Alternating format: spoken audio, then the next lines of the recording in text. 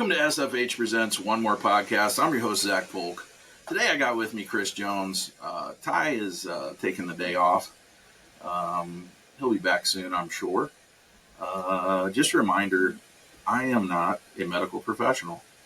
So if you need actual medical help or you're in a crisis, I would reach out to somebody that's more qualified than I am. Having said that, I am here for you if you ever need to reach out. Chris, I'm going to start with the first question just to fire this fucking thing up, man. I'm not supposed to say fuck in the first 2 minutes, by the way. Well, but it's in the question. What does still fucking here mean to you? Yeah, what? I mean, why is that a rule, though? Like, you can't say that in the first 2 minutes. Is that like an FCC rule or something? It's a YouTube thing. YouTube is like, they really scrutinize the first 2 minutes, so you're not supposed to say, cuss in the first 2 minutes or get demonetized, but I'm not making any fucking money from YouTube anyway, so whatever. Screw them. Sounds good, man. Yeah, anyway, what does still fucking here mean to you, brother?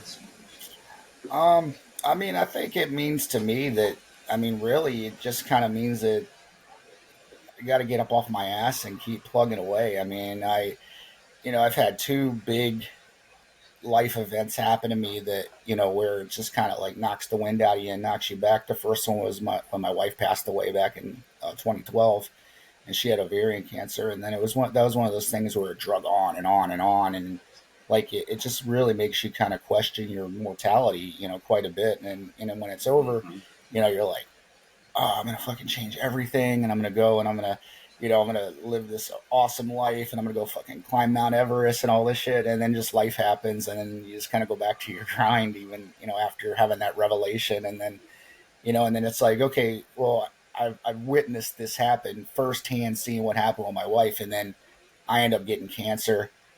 And then it's like, oh shit, this can happen to me too. And then now going through all these treatments and everything, it's like, okay, now it's time to get up off my ass. So I think still fucking here means, you know what, man, life is user defined, none of us really, it doesn't come with an instruction manual because it means different shit to all of us, so I think that really it's just, figuring out, what I need to do and just moving forward with it and stop procrastinating, because I'm a huge procrastinator, man. Like I've been wanting to do like stand-up comedy for like forever, and I just haven't had the balls to do it, man. And then, and I have buddies and shit. They're always like, dude, you're funny, man. You need to get out there and you need to fucking do it. And I'm like, yeah, but what if I go out there and they don't laugh at me? And they're like, they're probably not going to laugh at you for a while, but you're going to build it and you'll get your niche. And then, maybe you'll be better, and then so it's like, if you don't do it, if you don't try, you're not going to ever find out. So that's my thing, I think. So still fucking here means I have the opportunity to still do that shit. And I need to really get up off my ass and do it, Yeah. So. Two things I immediately thought of. One was I can relate. And as a guy who spent 30 years on a fucking microphone and told lots of jokes and bombed and made people laugh, I'm still afraid to walk out on stage with just a microphone and jokes. I'm terrified, but it's something I've always wanted to do as well. The other thing is that you pointed out something that is just part of the fucking human condition, man, is that we, over a period of time, we go through things, and there's always that moment of like the honeymoon of that I'm going to change my life and I'm going to do this shit and I'm going to start paying attention to my friends and whatever things go through your head. And then there's always just a period of time after that where you kind of just start taking shit for granted and slipping back into old life. And I think that happens to everyone, and it's unfortunate. Even as a fucking culture, dude, even as a society, the day after 9/11 was the closest we were ever as a country, at least in my lifetime. And it's a shame that something terrible has to happen in order for us to wake up for a minute, Right. But I think that's pretty human, Mm-hmm. Yeah. I was I made a post about that online the other day, kind of addressing exactly what you were just saying. It was kind of like, the stupidest shit, like Hulk Hogan dying, Hulk Hogan, he said some shit he shouldn't have said, and, it was really fucked up, but just like the guy's dead now, and then you have people just crucifying him online, and then everybody's just like butting heads over it. It's like, God, are we this pissed off at each other that we're cursing some dude after he died? And then not only that, but we fucking hate each other for it too, because, okay, he was a big part of my childhood, man. Like I liked the guy when I was a kid, and it's like, okay, but I'm not like I didn't know him either, so it's not like I'm like, oh yeah, Hulk Hogan, he was the man.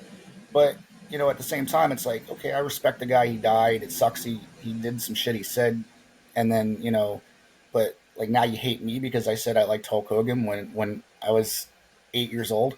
It's like God, it Yeah, we shouldn't be didn't like that.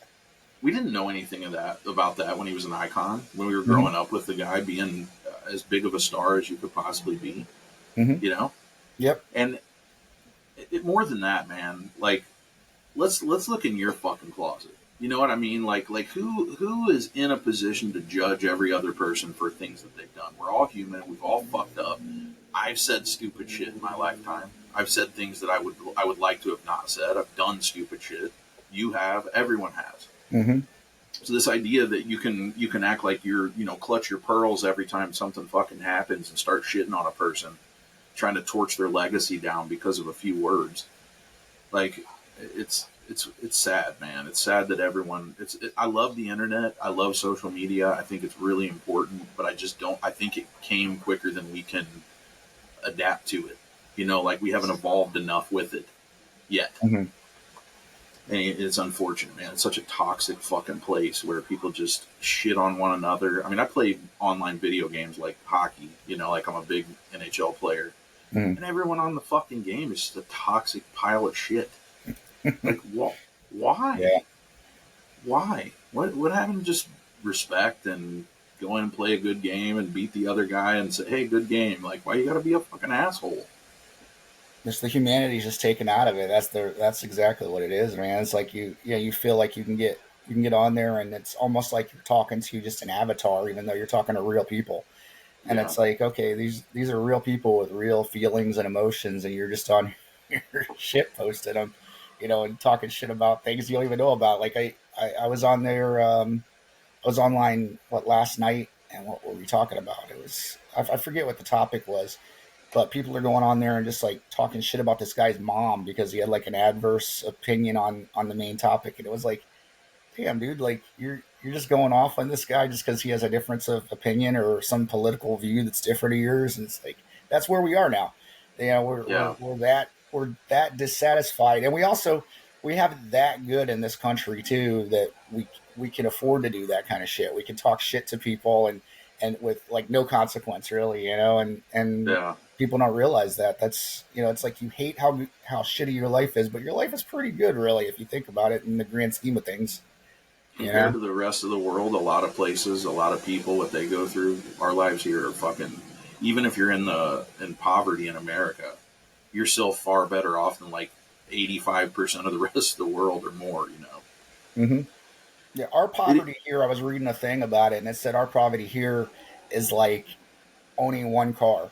Like if you own one car, and if right. you um, like don't have AC or something, it's considered poverty. And then our poverty levels are like somewhere like around 30, like less than 30,000 a year or something like that. But you can still live pretty decent with $30,000 a year, depending on your Yeah. situation. If you have like 7 kids, probably not. But if it's just you and a kid and your significant other, you can still, you're not going to Disney, but you're going to be able to But you can eat. live a modest, fair life. You can have a roof over your head, eat some reasonable food, and fucking Mhm. live your life. Right. Yeah, it's this thing of tribes now where it's like everybody thinks they have the right answer. And as a person who's sat down the center, and I've leaned left and I've leaned right at different times for different things because sometimes they make the most sense. Mhm. But I stay pretty much in the center. And it's funny that people just get on these tribes and act as if their tribe is correct. When you're in the middle, you're terrified because neither is ever correct. Mhm. Sometimes, but mostly not. Right. You know, and people, it's the same thing with any other thing. You're either Team Hulk Hogan or you're anti Hulk Hogan. You can't just. It's wild, dude. How tribal everyone becomes in an instant over every issue. Mhm. That's Well, how we're built, though. I just think that's how people are built. We have to put ourselves in a box, and it sucks, but it's really hard, I think, for people to kind of evolve out of that mindset, where it's like, okay, let me look at this other side because I've seen it so many times. It's like, okay, Fox News versus CNN. Okay, Fox. I've listened to Fox News plenty of times, and I've been like, okay, they have some really valid points. And I've listened to CNN, and I'm like, okay, they got some good points over here too. And then I've Yeah. listened to them on another day, and I'm like, holy shit, these guys are out of hand. Right. So it's like you got to be able to, you know, uh, filter out that information and make your own decision. And people don't have that really that much anymore. Now we're just like, you're told like Trump's a pedophile. Okay, I guess he must be a pedophile. Right. Okay, this person's this. Oh, okay, I guess he must be that. Instead of being like, okay, let me research this a little bit or find out at least the facts where you're getting this information. Instead of Yeah. like a Rachel Maddow report, or whatever. Yeah, let me just fucking share everything that comes across my screen that agrees with whatever I think without ever knowing if it's true or not. All right. Yeah, that's kind of the typical thing. Live in an echo chamber, and it's awful because if let's say that you're on your team Trump or team anti-Trump, whatever group you're in, some fucking terrible thing belongs to that group too. So you got to own that. You're gonna Mm-hmm. fucking say I'm Trump forever. Cool. Well, he's got a lot of terrible shit about him. Yep. If you're anti-Trump, he's done some pretty good things, and your side has done some terrible things. So there's no like I can't understand how anyone can be proud of any of those things. Right. But like it's what we have and it's what we choose from, and we go, okay, well this is what's in front of us. This is what I think is the best of those two pieces of shit. But then to get a big foam finger and run around the street like, oh my god, he's the shit. I love everything he does. You're out of your It's mind insane. Yeah, it's insane. on Yeah, I've either never. side. Yeah, but that brings it back to what you said a little bit earlier, where the most united we were is September 12th. You know, Yeah, and I was saying that a while back too, and it's like God, it sucks that it took something so horrific to get us there, but we need to get back there. Because now it's like the smallest thing has everybody pissed off at each other, and it's like God, man, there's more to life than this. yeah. And going back to the what does it mean to me? That's it too, man. I can't sit here and dwell on stupid shit. Life's too short to care about this dumb shit. It really is, man. And when you look at it from 30,000 feet, dude, we're all just human beings. Life is fucking hard. It just is for Mm-hmm. everyone. It's hard for the wealthy. It's hard for the poor. It's hard in different ways for black people and white people and fucking gay people and straight people. It's hard. And having some understanding that everybody sees life through different lenses is something I think most people have a really hard time with. Is that Mm-hmm. everybody isn't the same as you. They don't see things or do things or feel things the same as you. And we're all we've all made mistakes. We're all going to keep making mistakes. Having a little patience, having a little love and care, and understanding of someone else's situation, while also them doing the same for you. Imagine a world like that. You know, Yeah. it's it's wild, man. It's very disappointing. A lot. I get disappointed in humanity. Dude, I always thought, with what you went through, I think we met. Did we meet after your wife had died? Yeah. Yeah. We I met at believe that so. that little that bar over there on Gandy. Mm. The hell Which was one it was it? called? Like not the Undertow, but I forget what it was called. But it was something like Castaways or the Undertow or something like that. It was like a little 2-story bar, and it was right there on Gandy Boulevard. Like when you turn off, like you're going onto the bridge. And it was like Fuck, I this can't little remember. place. But yeah, you were playing there. It was me and my buddy Dave, and we came out there and I seen you. I'd seen you at a couple other bars after that. I just kind of followed you around and seen you when you were playing and shit. And then I was real pretty disappointed when you left. And then I was like, "Fuck, man." And I Yeah, was like, "Well, I know you and um Joe for a while there were doing Orlando," and I kept saying, "Man, I want to get up there to see him in Orlando," and then life kept getting in the way. yeah. I know how that goes, man. Yeah. Kind of goes back to what we were saying earlier. It's like you always think there's time, and then there's not time. And you're like, fuck. It's true. I mean, it's so weird, man. There's people like that I've known my whole life, and I look at them and I haven't seen them in like freaking 15 years, and I'm like, how the hell did 15 years go by like that? Like I feel like the last time I seen him was like a month ago, Yeah, you know. But yeah, it's that was wild. yeah. It was so I met you in like 20 late 2012, early 2013, I think, and it was like my wife passed away in May of 2012. And then my Okay. buddy Dave was hanging out at that bar I'd met you at, and he was like, "Hey, you want to come out and there's live music out here. You want to come check it out? And I was like, yeah, sure, why not, man? I wasn't feeling it, but I was like, sure, I'll go out. And I went out, and I was like, okay, cool, man. And how's that? So, but yeah, Well, that was. so having gone through something like that, I've never lost a significant other like that. I almost feel like in ways that I don't know how to relate that to divorce. It's so different, you know. Mm-hmm. I've been through that, but I've never lost someone like that. But I've been a hopeless romantic my whole life. It's always been about love and a partner and whatever. And I can't imagine going through that. But through all that, you've always been, I don't want to say like overly positive. That's not really the term, but like you've Mm-hmm. always had a good head and like uh, been able to be real about life while also not letting it make you into a jaded, shitty person. Does that make sense? Mm-hmm. Yeah. Because I don't, dude. There's such thing as toxic positivity. Right. It's not for me, dude. So I hate using the word positive, but kind of, Yeah. We've always had good conversations, all kind of kept up over the years. Like every once in a while, we briefly, talk to each other, whatever.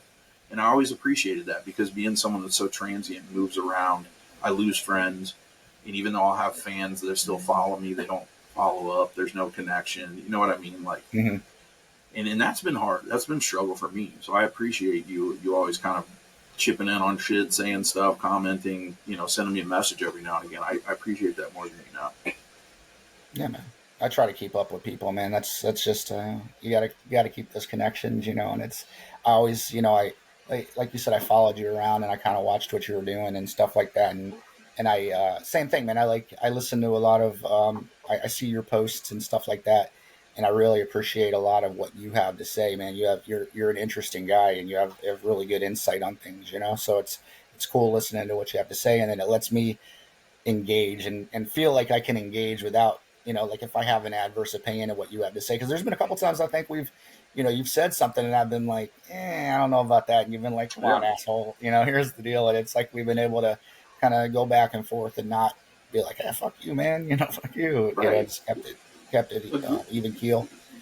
And I think the one thing I remember the one thing, man, it was I made like a post on Facebook years ago. I mean, it was like probably like 8 to 10 years ago, and I was like, "Yeah, man, fucking music today sucks." And you dug into my ass about it. I remember it was funny as shit. You were like, "Fucking musicians are there's new music out there, motherfucker." Yeah, And I was like, "Oh, I dude. didn't mean to piss you off, man."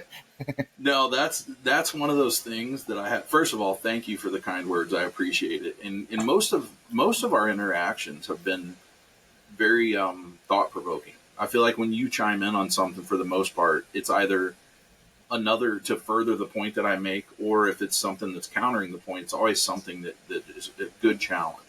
And that's Mm-hmm. something we need. We need those conversations, dude. Mm-hmm. You know. But the other thing is the music part.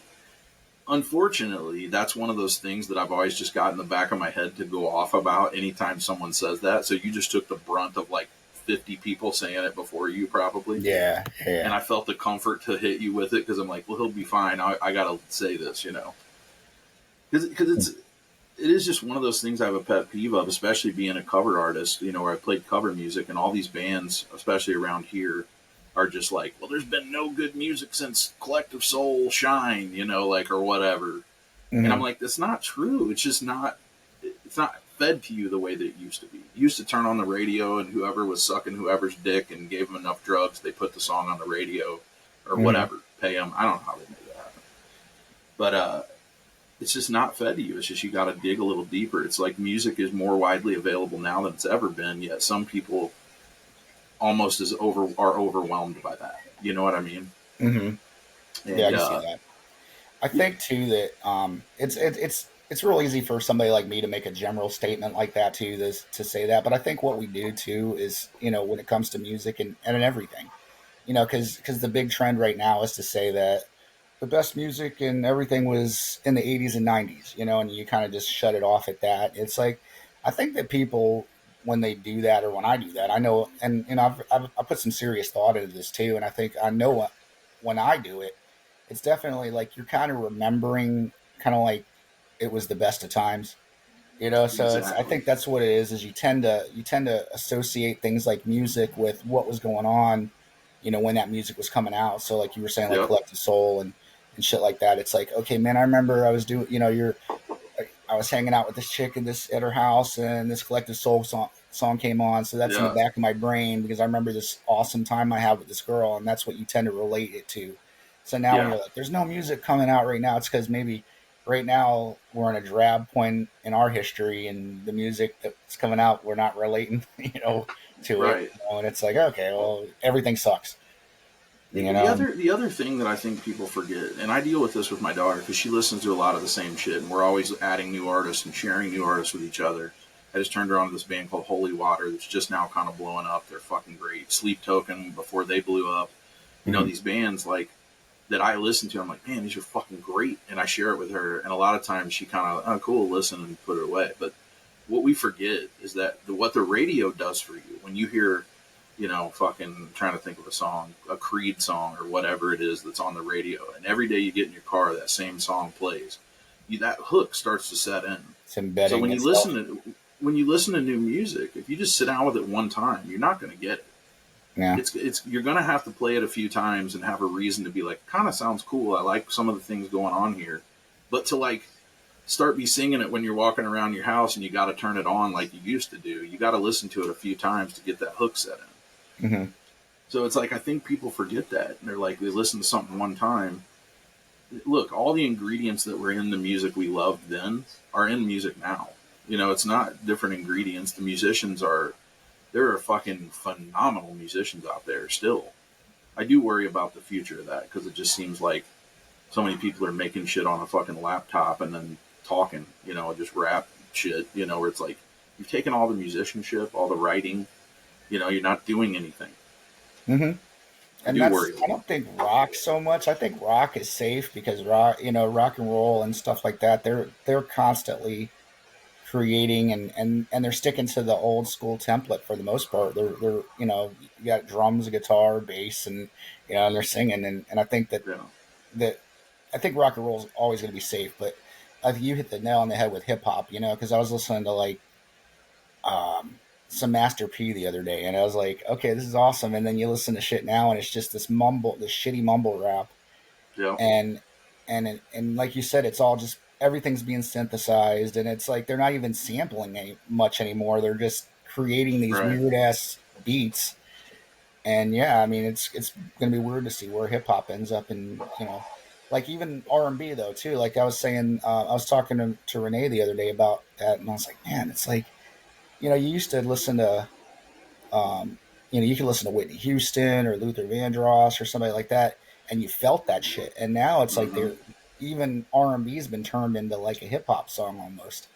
Yeah. So it's like, where's the separation there, and where's the music that's making you feel it? And that's what I was when I Yeah. said that the last time when we kind of got into it. I was like, that's the problem. Is like when I listen to shit, it's just like I'm not feeling it anymore. Like I used to, and it's Yeah. just a weird. I don't know. That's weird the way music's going now and the way it's evolving. It'd be interesting to see if I could time travel to 50 years from now and see what music's like then. It'd be interesting to see what it'd be like. That would be fucking wild, dude. It's I think the thing is that what's happened is the music industry has tried to figure out how to compensate for not selling albums, right? Mm-hmm. And these big labels, everything is a product. It's not a person. They're not hiring the most talented. They're getting somebody that fits some fucking thing, and they put it in a little nice box, and they put a nice logo on the front, and they wrap it in cellophane, and they put it on the shelf, and most of the country consumes it. Most people don't put any thought or any depth into what they listen to. But I'm sure I know this in the rock world, in the metal world. I don't know this in the R&B world. I'm sure there are up and coming artists who aren't household names, who aren't on big labels, who are still emotional and still make you feel shit. But they're not the ones that are going to be, the top, the top in your search when you type in R&B. It's going to be those fucking label people. Right. I There like was a that weird. Spotify does a thing. Sorry, go ahead. I didn't mean to cut you off. No, you go ahead. Spotify has a thing, and it's like New Music Fridays or whatever, and that's a really cool feature. Like you can go on there, it'll show you. And I don't know if it's Spotify itself or if it's just some user that goes and compiles all this shit. But it's cool because every Friday you go on there and it'll have like big ass listing of Yeah. like all the music that just came out. And I like to go on there, and it's the same thing like we were talking about. I do like, I make statements like that about music not being the same and everything, but I still explore shit and I try to find stuff, and I'll go through that whole list, and it's like maybe one or two off of this big ass list where I'm like, oh man, I like that, Yeah. and then like you said though, I'll listen to it once and I'll be like, I'll save that in my rotation, and I'll never hear it again, and it's like, fuck, Yeah. I wish I had more um, want and care to go back and check it out again. But it's like, oh, that Yeah. sounds awesome. I want to check that out, and then I never do. I always throw those songs, the one off like song that I find that I'm like, that's cool. I just have a playlist in Spotify that I just throw it in there, and then I'll Yeah, go revisit that playlist sometimes. The other thing I love Spotify does that I don't think enough people utilize is, and when I talk about Holy Water, this is how I found them.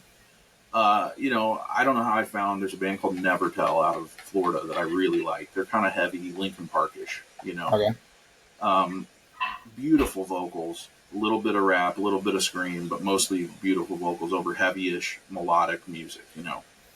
Um, Found them, fell in love with them, started listening to them, linked me to another band. Because when you scroll down, you've got Never Tell and their songs, and then there's their discography, and below that are bands like them. So I would go down there and I would just click on other bands and I just start listening to the top of their list. What's their most popular song? And just, yeah, that's one a good. after another go through. And some of Yeah, them weren't great. They weren't for me. But then I found this band called Our Promise that I love. And then through going through that, I ended up linking to other bands, and I found the band Holy Water in the same way. Where like I would have never, they've got 500,000 monthly listeners, so they're obviously doing something. But right. I had never heard of them. What are they called? Holy water. Holy Water, yeah, with I'll, no e at the end, so it's I'll Holy check them Water, out. TR. It's kind of like Deftones is my favorite band. They're sort of experimental. No one really does exactly what they do. Right. Never Tell and Our Promise are both just kind of like typical bands of that genre. They're just really good at being that. The Holy Water's a little more creative, a little more inventive, a little more off the beaten path. Uh, Okay. what's 80? What's that song that we like by Holy Water so much that you like so much? Nail Polish. Yeah, she loves the song Nail Polish. It's a good song. All right, check them out. I just put them in my note, so I'll be able to go on there and look at them later. So what Yeah, was it the might other not one? be your thing. Never tell. Never Really? Tell. All Never right. Tell is a three-piece out of I want to say maybe the Tampa area or Gainesville or something. I think they're in Tampa though. But And they were the dude, ones you they're said were kind of like Lincoln Parky. yeah, they're kind of Linkin Parkish. Dude, one of the guys, they got a singer. So they're a three-piece band, but they have more than that. So they got a drummer they hire all the time. It's just different guys. It's basically a guitar player and then a guitar player slash rapper slash screamer slash producer, and then they got a singer. And the singer's voice is fucking beautiful. So it's like all hooks. Some of it's heavier than other stuff, but it's like all great hooks. Kind of like Linkin Park, a little Bring Me the Horizon, a little maybe I don't know. There's a lot. I see a lot of influence of bands that I like, so I really enjoy them. Uh, it brings you to another thing too, though. Like going to see live shows, it seems like everything now is just these huge festivals. Which I'm not. I love music, dude, but I'm not fucking standing in the sun for 4 fucking days straight Mm-hmm. for $600. Like I'm too old for that shit. Yeah. And then you like it sucks that I want to see some of these bands, but nowadays even like live shows just aren't as. A lot of bands are just fucking boring, dude. Right. Bring a show. I don't want to hear the album. I want you to fucking do something.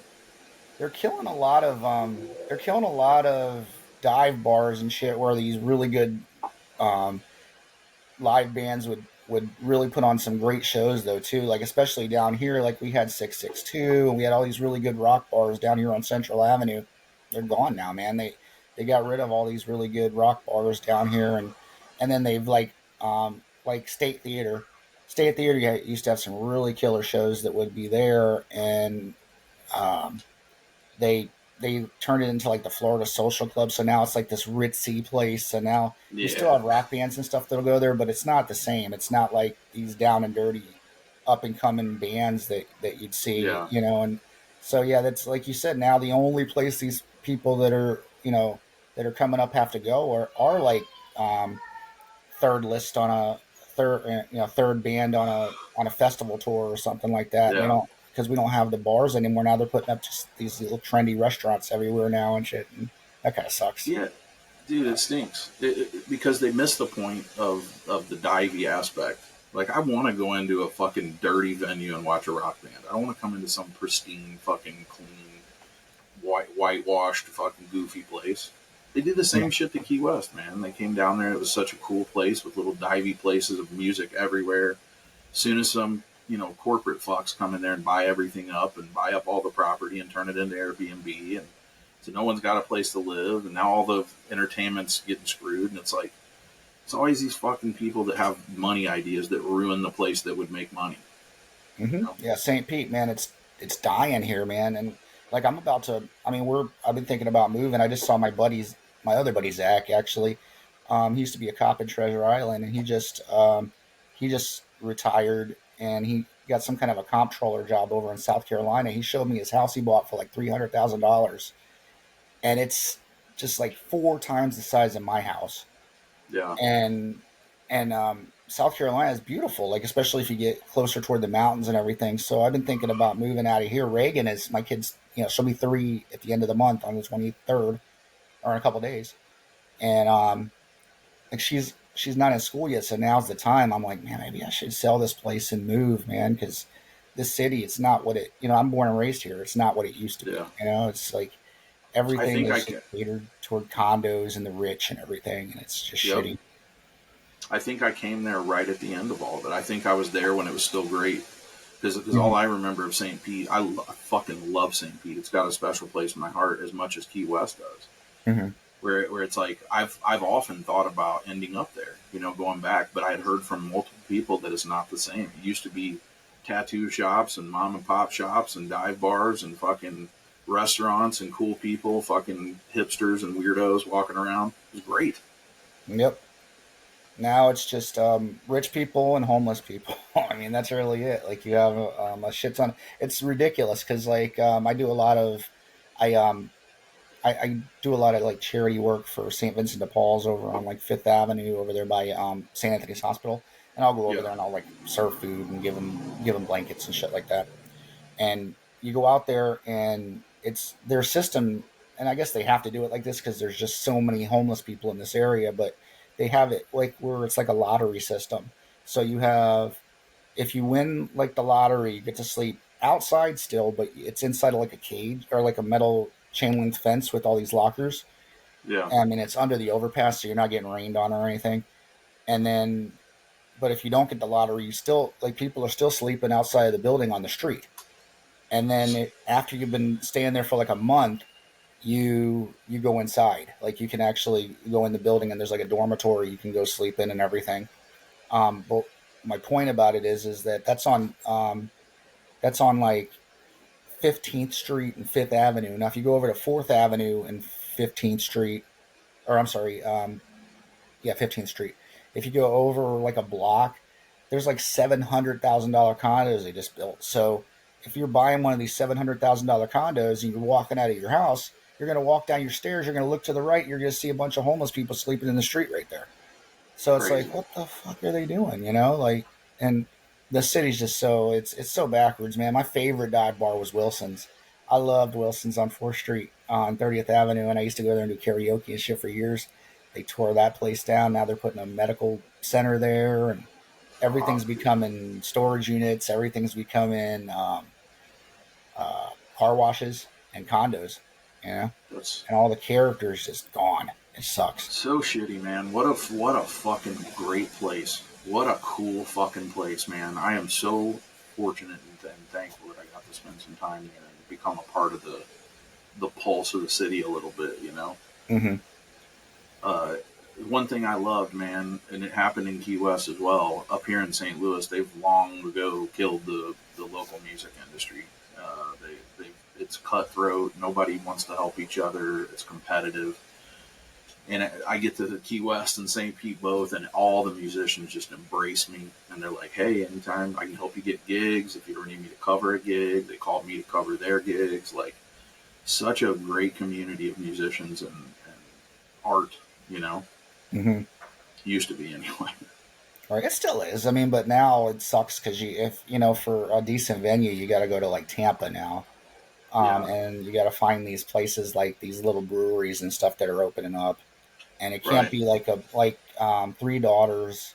Three Daughters, you can still play there, but it's really tough to get a spot at Three Daughters now. And then the Yeah. places that do let you play, they want you to play covers. So it's not like anybody that has anything original. Like I have my buddies, Jeff and them. They're in a band called Drastic Fall, and they kind of broke up, but they're kind of getting back together. But it's all virtual now, so they're doing all their jam sessions like virtually and everything, which is what everybody I think is starting to do now. That's crazy. And they they're amazing, but they're all instrumental. Like that, they're a big jam band. So they'll go out, but their music is just really good. And like it's the best way to describe them is they're kind of like they consider themselves funk metal, and they're kind of like if Anthrax had a baby with Primus, and Okay. the way they play it, and it's really cool the way they mesh it together, and it sounds great. So it's real hard to get a singer to get behind that, because Right. they had a couple people come on there and try to sing for them, and it's real hard to follow because the music's so all over the place. Right. And Probably progressive and off time signatures and goofy shit, which is mhm. So brilliant it's musician stuff. But but them, it's like it's real hard. I can't see them anymore really unless I go to I'm gonna have to drive to like Brooksville or something to be able to see them or something like that local. They yeah. locally it's there's still artists that live around here that'll support each other, but there's no venues that really will anymore. So it just sucks because now it's just unless you're gonna come here and play Jimmy Buffett, we don't want you. Right. Yeah, it's a problem. All of it. I mean, it all kind of ties into capitalism. It kind of ties into the gap that's growing between the rich and the poor. That's always been prevalent and continually growing further and further. Some point, it's going to come to a head. People are going to fucking rise up at some point because more and more people struggle every day, while more and more people get filthy, filthy rich. They're the same fucking few people. Mm-hmm. It's going to come a point where our people are going to be like, I'm done with that. Like, fuck you. I'm going to steal all your shit. I don't know Well, what's it's going to already happen, starting but to happen though too. Like it's yeah, the conversations are there. I mean, right now, I mean, you got that Mondani guy or whatever his name is in New York City, who's he says he's a democratic socialist, but if you look at his platform, the dude's a communist, and yeah, he's talking about like literally taking housing from rich people so that poor people can live in them. Which, whatever, but like he's a democratic he's the Democratic candidate, So like that, these are yeah, already conversations that are happening, and like you're saying, I'm going to steal your shit. I'm seeing more and more. Like I've seen it online a bunch of times, where you'll see people and they're training their kids to steal from these stores and shit, and yeah. they're like grown adults, and they're like they'll give their kids the shit they're stealing, and they'll have their kid leave with it instead of them leave with it, because then if the manager or whoever approaches the kid, they're like, don't touch my kid, and they're video recording it, and they're trying to make a big deal Fuck. out of it. And we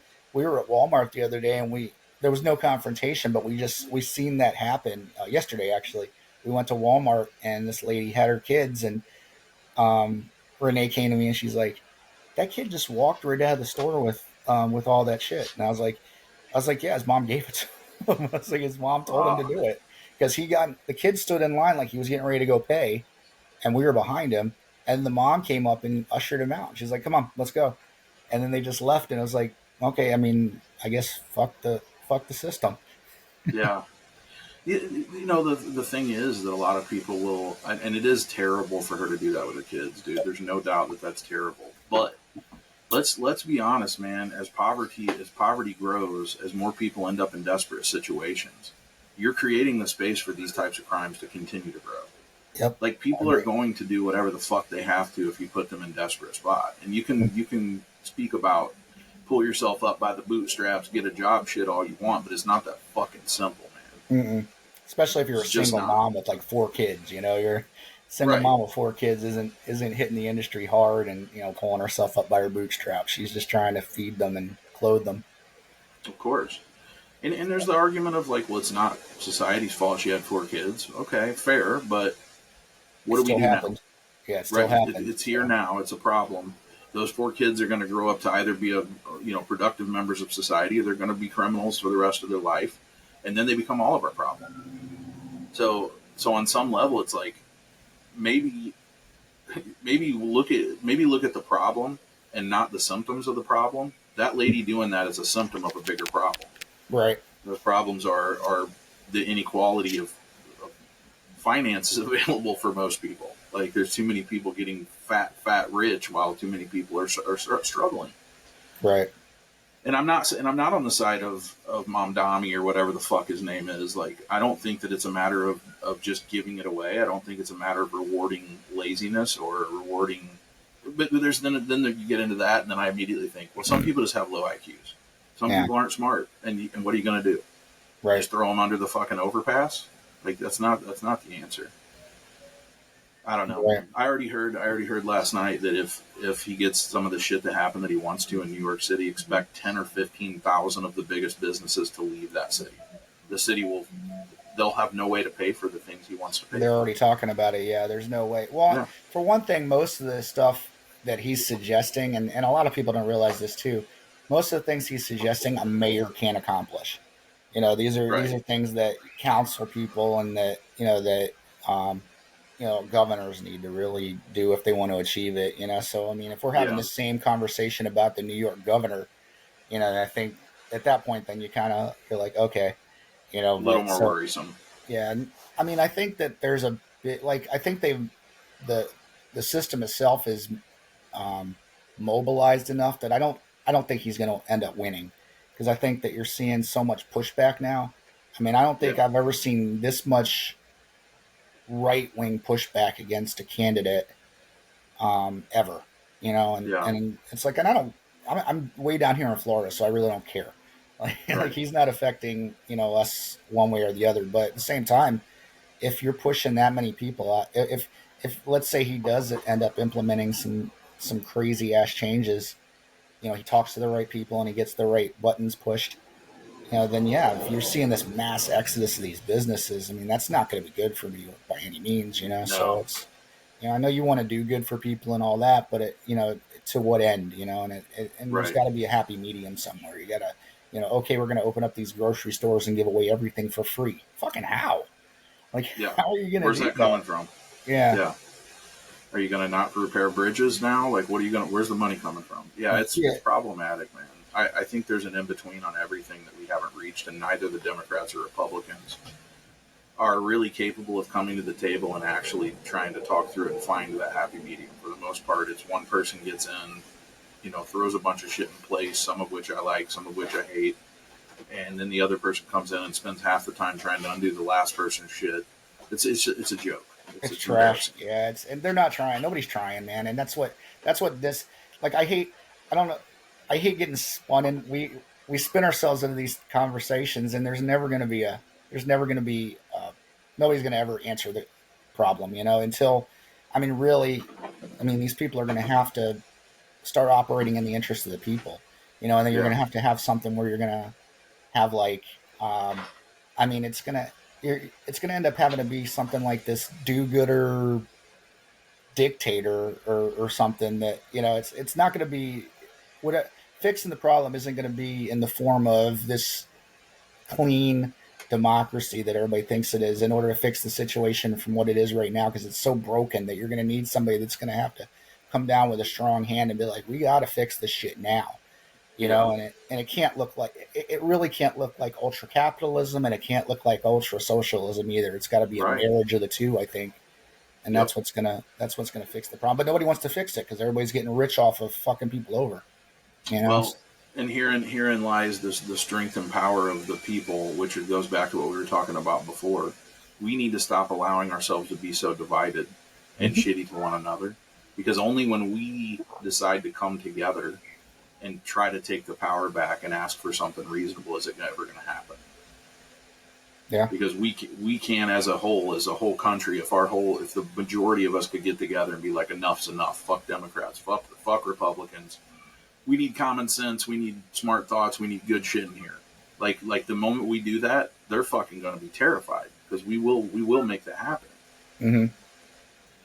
But I don't. But as of now, like you see, like I said, we talked about it before. These fucking people are just so eager to identify as something. Like, let me make whatever the fuck I think my identity. It doesn't need to be your identity. It's just a thought. It's a Yeah, feeling. It's a whatever. Like, I'm not a Republican. I'm not a Democrat. I'm not a fucking anything. I'm just a guy that tries to make as much sense as I can out of everything in front of me. Yep. You know? Good point.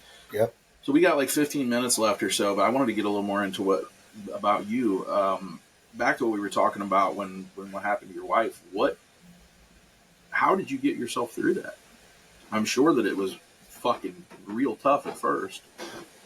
Yeah, and it still is. I mean, that's what's crazy is there's no off switch or on switch. Just like I describe it all the time as just like I'm in life part two right now. And it's like because with her, I was with Georgiana for 11 years, and we were inseparable, man. So it was like everywhere we went, it was like Chris and Gigi, Chris and Gigi, Chris and Gigi. So it wasn't, there was no. It was. I didn't. It sounds kind of fucked up, but I didn't really have my own identity. Like it was us always. And all of our I dreams were completely understand intertwined, that. and everything we Yeah, did was like together. So it was like her hopes were my hopes, my dream, her future was my future, and that's how we went about everything.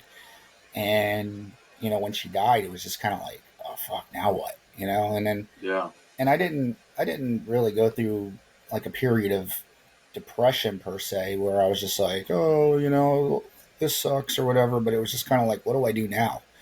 yeah. So really, I just, what got me through was, for one thing, I love traveling. So it was like, okay, I'm going to go visit these places that we always wanted to go to together. And I built, she had her bucket list, I had my bucket list, and I said, okay, well, I'm going to visit all these places, and I'm going to, leave little pieces and trinkets of what she had, like jewelry or whatever, or wherever we went. So it was like she'd gone there. So it's kind of like I gave her purpose, and helped her That's live on fucking a little awesome. bit.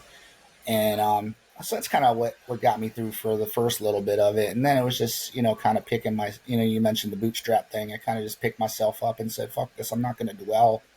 And, she wouldn't want me to die with her, Right. so I just said, all right, I'm going to move on. And then, a little bit after that, I met Renee, and then, we started talking and everything. And then I just lived my life, man. So it was tough, man. And, it's like with everything though, man, bad shit happens, and you just, you deal with it, and then you just push forward. And, it's either that or the alternative is me just falling apart and, sitting in my living room and saying, fuck everything, which some Yeah, people do.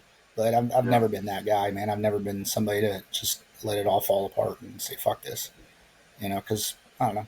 Like we said earlier, man, life's too short. So I mean, you can either let it be short and be fucking miserable, or you can let it be short and do something, do something constructive. And so I try to be constructive. yeah. So Yeah, that's a brilliant way to look at it, man. It's simple and brilliant at the exact same time. I mean, it's no fucking shock to anybody that's been on the podcast or even known me that I've struggled with depression most of my life, and it got to the point of like suicidal ideation at times. yeah, And then I think about it, and I'm like, I don't know what the fuck happens when we die, man. But like, it's rare that I'm here, and I should turn over every stone and just stick around as long as I can, even if it sucks. Because who the fuck knows? First of all, whether life's been great or life's been terrible to you up to a certain point, you don't know what's going to happen tomorrow. You don't have to get cancer and slowly die. You could just not come home. My sister died in a car accident. She was in the car with her friends. Everything was fine. She's 20 years old, and the car flipped and she died. Like, it can boom, happen to yeah, anybody. And so it's like, same goes for bad. Like, maybe everything sucks, but then you meet Renee, or I meet somebody, or whatever, or you start doing something with your life that you actually enjoy or that you appreciate, and you find that you have another life in there. Maybe your 10th life, or however many fucking lifetimes I feel like I've lived. So this podcast is big for me. I don't play music much anymore, and I want to. Me and my daughter are about to start playing, but like, this nice, gives me a lot of the same feelings I had from playing music. I have the same passion for it. I enjoy it, you know, and it has helped me. I've grown because of it. I've helped other people. All good things. Had I just decided to end it, you know, I wouldn't have a matching tattoo with my daughter from last night, and all these simple little things that you're like, you don't fucking know, man. My right, shit might have sucked, but now you got a little kid, you got a fucking girl, and for you to carry on her memory that way and pass it on to take little trinkets, that's fucking beautiful, dude. It really is. Yeah, Uh, man. I mean, that's it, dude. I mean, like you hit the nail on the head. You never know. And that's where I've been. Like I've never been to that point where I was just like, fuck, man, maybe you need to end it all. And I've had buddies who, have gone pretty close to the deep end too, man, and just want to, and I've had buddies who did go all the way. And, and it sucks, and unfortunately you have certain people you're never going to be able to reach, man. Their life just sucks and you're never going to convince them otherwise, and, for them, the only way out is to end it, and you try to tell people, I talk to people all the time and I'm like, dude, there's always other opportunities. There's always other ways to look at life. But for some people, man, the reality is there's not, they're always going to be stuck in that fucked up headspace. yeah, And that's when you're ever having a serious talk about suicide, man. A lot of people don't get that, man. It's like some people you can't help, man. Some people are just, right. you want to try to, and you want to do whatever you can. And I put myself out there all the time. I give my phone number to fucking everybody. I'm like, dude, if you ever have a problem, call me, because Mm-hmm. like you're not going to reach all, everybody because they're convinced that that's what they want to do.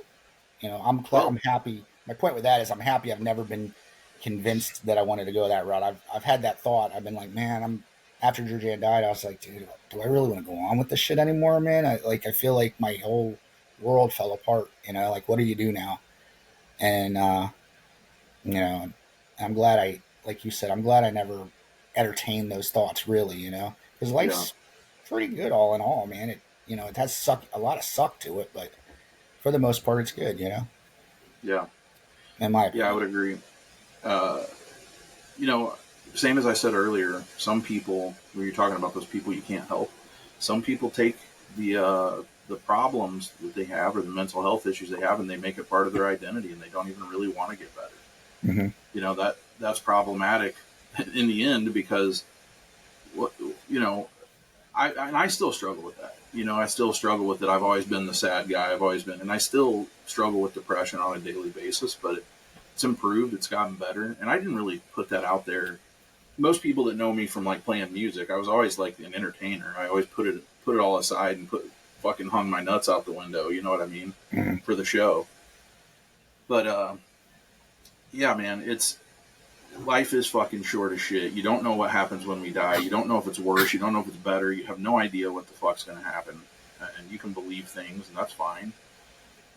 But ultimately, like, do something. Fuck, dude. If your life is just so shitty that you, you can't bring yourself up from it. First of all, I've learned that living with depression, part of it is that I have to just understand that I have it. It may never go away, but I Mm-hmm. can. But I can sometimes now when those thoughts come in, not suicidal, but even just sad, start to ramp up. I can step back and go, oh, that's that thing. That's that thing that I have. Like that's not me. That's not real. That's just this thing, Mm-hmm. and I can slow it down or stop it. And I think that's part of it too. Some of those people who can't get rid of it just need to understand how to live with it, how it gets easier to carry after a while. You know. Right.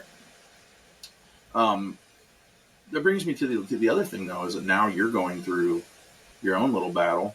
How much of what you went through with her has helped you with what you're going through now? Um, I mean, really, just knowing how to deal with doctors, that's the biggest thing because I had to be like kind of her advocate when she was going through everything. So it just, doctors are people just like everybody else, even though we like to try to elevate them to God level sometimes, because of their position. And they fuck up, and they let shit slip through the cracks and they put people on the back burner. And that's just the way it is. And I've experienced that quite a bit since I got sick. Not quite a bit, but a couple times since I got sick. But just knowing how to deal with it, and navigate the system now, that's kind of really, and knowing that okay, just because you get something, it's not the end of the road. You just got to kind of keep fighting through it. And Yeah, that's where I'm at right now with this. Is like okay, I hopefully knock on wood have it beat. Like I did my last treatment and I did my radiation and I did my PET scan and the ear, nose, and throat doctor scoped me and everything, and she said that, oh yeah, I think we got everything. So I think this did the trick. So now I got another PET fuck scan yeah, coming dude. up in September, and hopefully, fingers crossed, it's good to go. So, hopefully this is behind me, but, I'm also knowing what she went through. I'm also prepared for the worst too. If they say, oh, well, you still got to keep fighting, Yeah. so then I just know that we're dealing with what she went through. I just know that I always got to keep fighting. So, right now the worst I'm going through is just the side effects from the radiation, not being able to eat properly, and my Yeah. mouth always feeling like I got a ball of cotton in it all the time. It just sucks. Yeah. But just got to push through, man. Embrace the suck, like Goggins said. Yeah. You know, I think cancer is a fear that every human lives with. We all are fearful that I don't know how many countless things in my body now. I'm like probably cancer. Hmm. Like where it's just a mentality or whatever, but it's inspirational that you didn't let it change you that much. Like I don't know. I'm sure you went through times where you were like, "Fuck this, dude," but Hmm. still the same fucking dude, still smiling, still fucking reaching out to your friends and shit, dude. And I'm sure there's part of that. Again, you like even just me getting older, like you start to reflect. You're like, man, I'm on the back nine here, dude. Like I don't know how many years I got left, but I got less than I have lived. Hmm. So I'm like, you do kind of when your mortality hits, you realize like, what shit have I neglected? What friends? What things? Whatever. Um, Right. and again, it's a shame that we have to go through some shit to think that. Hmm. Well, it's like you said earlier. It's even the bigger going. Even bringing it back to the bigger, worldly issues. It's a shame that fucking 9/11 has to happen for us to come together. And it's a shame that cancer has to happen. But I don't know, man. I think I've always been pretty good at, even before the cancer, though. I've tried to do my best to keep in touch with people. You can't keep touch with everybody. You'd go fucking crazy. I'm, Right. It'd be hundreds a and full hundreds of time people job. trying to, oh my God, chase them and everything. But, Yeah. you try every once in a while to reach out to the ones that, you can. And, I've always tried that just because I don't know, man, I've always held my relationships to people pretty tight. Like I've always, I love people as a whole in general. I think George Carlin said it. Like, I think together, collectively, people suck, but individually, Yeah. people are awesome. Like George Carlin said, yeah, you look at an individual, you see all their hopes and dreams in their eyes, and you get people as groups as little as 2, 3, and 4 people, and they all become assholes. Yeah. So that's always been my kind of outlook on thing. It's like, man, I fucking hate groups, but I love people. So I still try to keep up with everybody, and even before the cancer, I've always been like, man, I love people. So I don't know. That's just been my take on everything. I love it, dude. Um, I think that's good for people to hear. Again, like the people that listen. Like we've covered a lot of shit in this episode, but I think it's really good to hear somebody going through something who still finds love and shit. And if I could come away with this something myself that I want to take from it, that I try to convince myself of on occasion, is to be just that, to be a little more active with my friends, a little more active with people around me and things that I want to do and live like I don't know what the fuck's going to happen because I don't, you know. And there's a lot of life left to live, dude. Hmm. We'll be pulling for you. Ty always asks a question here at the end that I'll ask you. Do you have any saved rounds? Anything that we didn't get to you wanted to talk about? No, I think we cover most things. I ramble a lot, so like it Perfect. brought the conversation, in all kinds of different directions till you finally kind of reined it back in a little bit. But I think we covered anything or everything that needed to be discussed. I mean, I I've had a pretty crazy ass life, so I mean, if you really wanted to get into it, we could backtrack and talk about a lot of shit. But no, I think we're good. Yeah, we No, you covered know a lot. what? We'll schedule you again in a few months and go over that shit. Fuck, dude, let's get deep. Yeah, because even like it's funny. Like I was listening to your one podcast with the girl that I forget her name, but I think she was a friend of a sister's or cousin or something like that, and she was Yeah, talking about abuse. The one that had her yeah, finger cut off by her dad, and yeah, I like that stuck with me, man. I've told that story to probably about 10 different people, man. I was like, man, I've been listening to my buddy Zach's podcast, and he had this chick on there, and she was telling a story about her dad, and I was like, man, you don't realize if you got a at least halfway decent family, you don't realize how good you fucking have it compared to some people, man. Because people doing that kind of shit, it's insane. But yeah, I think your point of topic to try to get that going was boot camp, and I was like, and like your lead up to that was like, holy shit, that was my life because up until I was 16, I was in and out of jail, and boot camp was like the culmination of everything. Like I ended up there, and that was kind of the last thing I did, But yeah, they Yeah. almost gave up on me. Like they put me in actual jail. They called it direct file. They put me in like jail, and I spent like 6 months in like regular adult county jail where they kind of misplaced me. So I was like Mm-hmm. not in the juvenile section. They put me in like the adult section, and then I lived there for like 6 months, not knowing what was going to happen to me until they put me in boot camp. Fuck. And then That's wild. yeah, then like no, like I didn't have one lawyer visit me, one public defender. I didn't. My mom didn't even visit me during that time. So for 6 months, I just sat in this pod with like other inmates that were getting ready to be shipped off to prison. Like, and these are like 30 and 40 year olds, and they're like giving me advice. They're like, dude, if they try to offer you probation, don't take it. Tell them you want prison time and all this other shit. Fuck. And I'm like, what the hell? So like, it's funny that that was what that the first podcast I listened to of your. I listened to like 3 or 4 of your podcasts since then, and I still Yeah. been. I when I go to bed at night, I kind of put them on and I just kind of zone out and listen to them.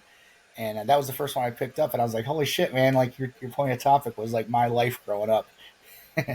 Yeah. That's wild, dude. I actually forgot that we'd even talked about that. I wanted to get into that this episode. Yeah. There was a documentary. I got to send you this if I can figure out what the documentary is. Send it to you so you can watch it because it talks about the horrors that some kids faced going through that growing up.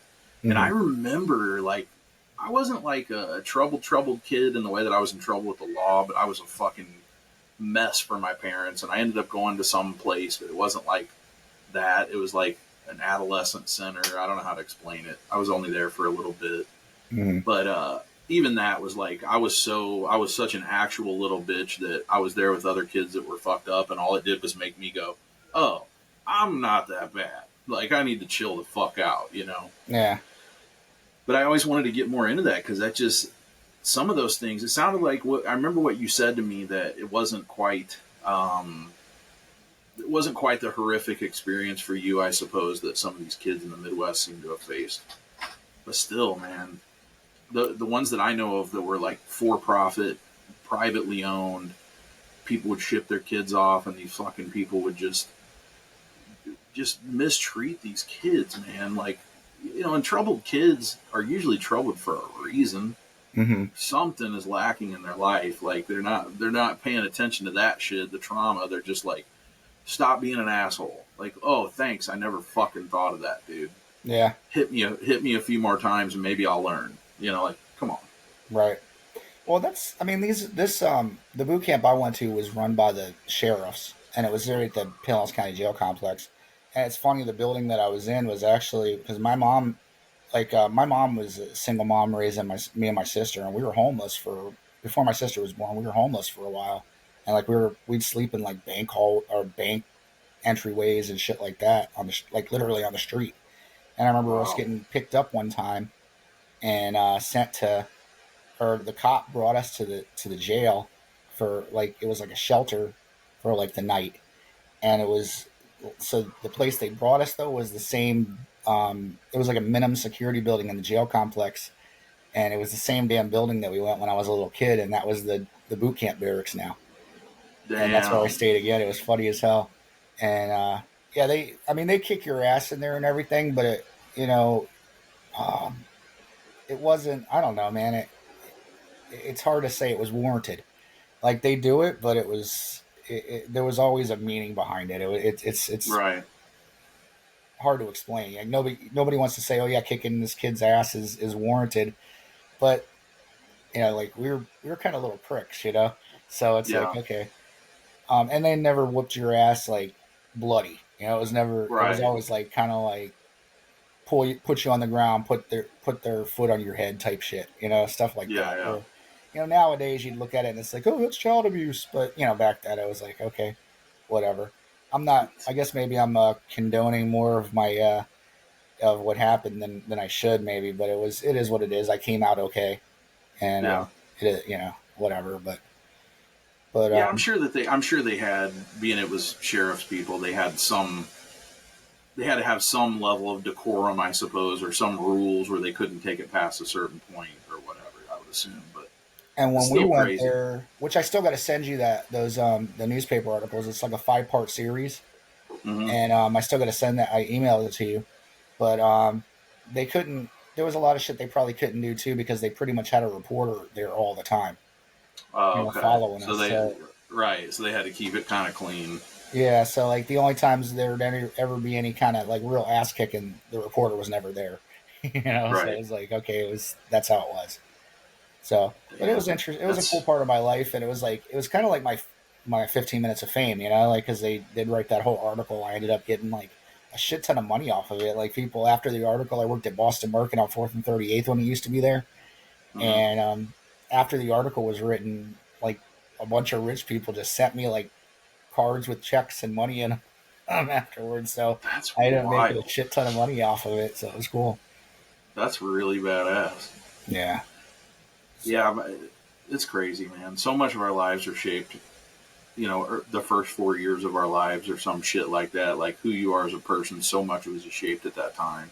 mhm. And I think I had this girl, Janine. She she's a neuropsychologist recently, and she represents.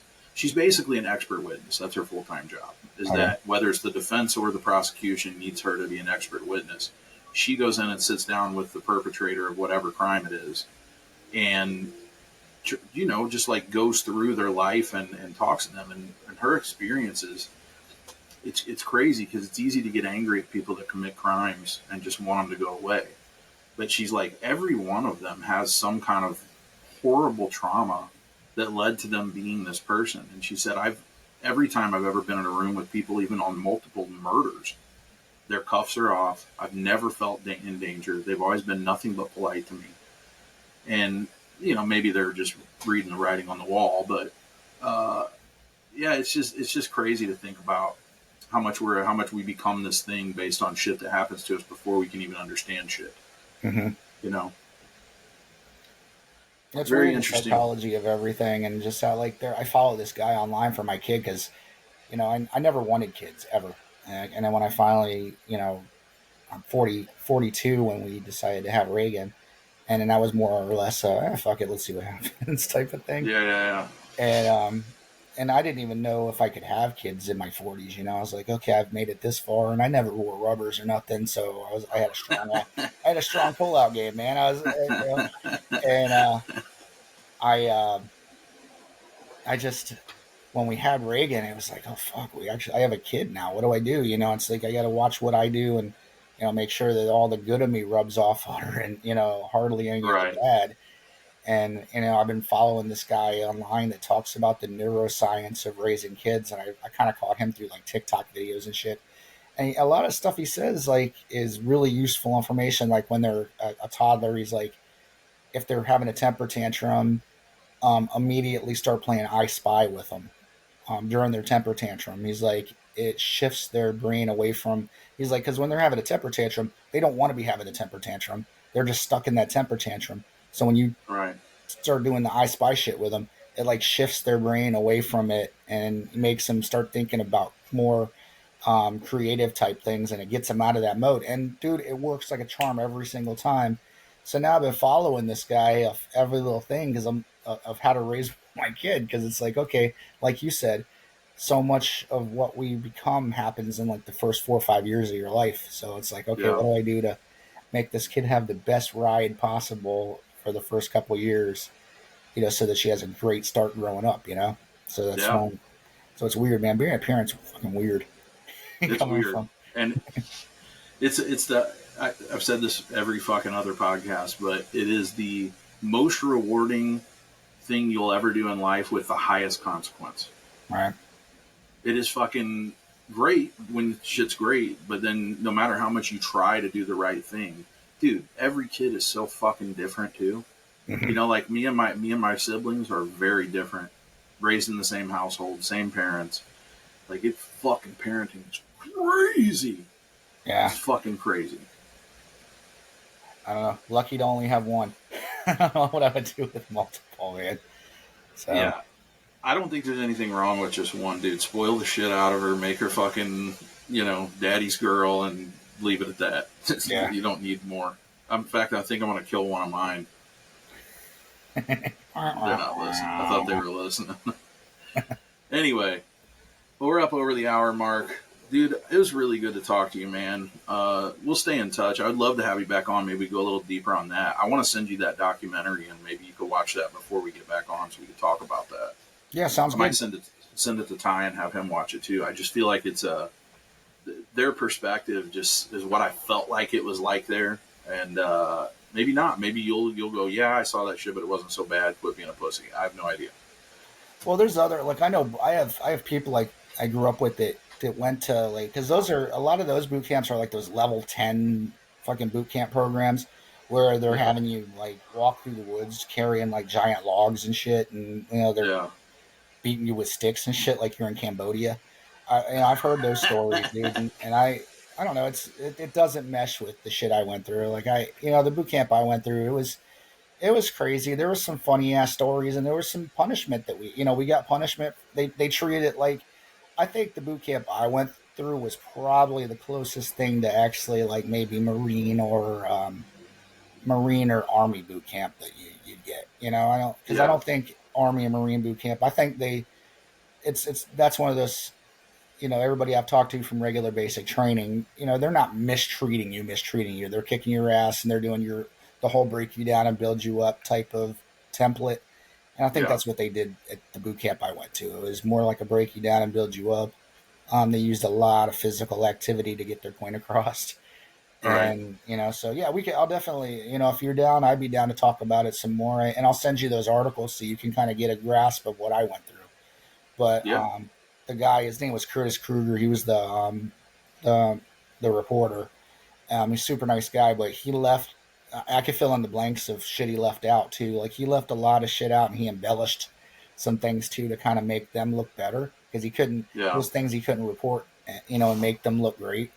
So Right. like there was like the jail thing. Like he talks about me going to regular county jail in the article, but he says I only spent like a week there, and that Which was I was in the juvenile section. But no, I was in the adult section, and I spent fucking 6 months there that's before they fucking found wild. out, and then they realized they fucked up while I was there, and like that whole day was hilarious. I'll tell you this quick story, and then we can end it, because I know you got shit you want to do too. All right.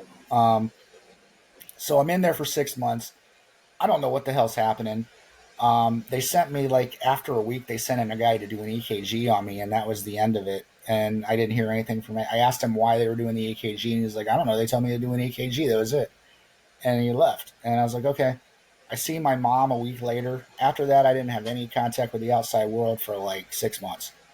And That is fucking crazy. I'm in this pod with just these guys, and it was actually kind of cool because I was these were all older guys. They weren't fucking with me at all, and I was in a cell all by myself. The guards there didn't care what I did. I could keep like curtains and shit up over the bars and like have my own privacy. And all I did in there was play chess with this old black guy and do a bunch of push-ups and read the Bible. That was like my whole and watch Jukebox Network. And back then, the number one song to go on Jukebox Network was "First of the Month" by Bone, and so that song kept coming on. Like it was driving me nuts. It would come on every 10 seconds. And so, anyways, the last day I'm there, they tell you roll it up. That's how they tell you to get your shit, and you're getting released. So they say Chris Jones, roll it up, and I'm like, okay, great. So get all my shit, and I'm thinking I'm getting out, and they just moved me to from the adult section to the juvenile section because they realized they fucked up basically. So then I go from the adult section into the juvenile section. They put me from where I was in basically a jail Hilton to like this little fucking like 8 by 10 cell, and I was going to have to stay there for a week. You have to, like, when you first go into the juvenile part, you basically are in confinement for a week. So I talked to the guard. He's like, Wow. "Yeah, you got to be in this little cell for a week, basically." And I'm like, "Shit, this sucks." So then I'm in there, and I was in there for about 2 hours, and then they said it again, Chris Jones, roll it up, and I'm like, "What the fuck?" And so I get all my stuff, and they send me out, and then they ROR'd me back to the Department of Juvenile Justice. So they moved me because they realized they fucked up, moved me back to the into the juvenile section, and then they ROR'd me to let me go to juvenile boot camp in the adult system still. and then I still had to go to What? court with the adult system to get sentenced back to the Department of Juvenile Justice. And like, so while I was in boot camp, I still had it hanging over my head that I'd still probably go to adult prison over. And my two charges were strong arm robbery and escape. And I didn't strong What? arm robbery anybody. So that's a whole nother story. That's fucking wild, dude. Yeah. I'm surprised you didn't fucking sue the shit out of them. I feel like you could have got paid from those fools. If I had a lawyer, if I was just, again, man, I was just poor white trash, dude. I didn't have any recourse or any, Right. if I would have talked to somebody that probably knew what was going on, then I probably would have been paid off of that situation, but I didn't. So I just dealt with it and got out, and life goes on, And now you're still fucking here. and I'm still fucking here. So, Perfect note to end it on, man. Thank you again so much. It was great catching up with you. We'll stay in touch for the next few months and then get you back on when Ty's here too. yeah, I hope I kept it a little interesting anyway. So Yeah, I enjoyed it, man. I had a good time. cool. And I think that's the important part. Fuck everybody if they're not listening still. If they're listening still, then they clearly liked it as well. Sounds If you good. are listening, thank you so much. Like, share, subscribe, all that good shit. And we're glad you're still fucking here. Take care.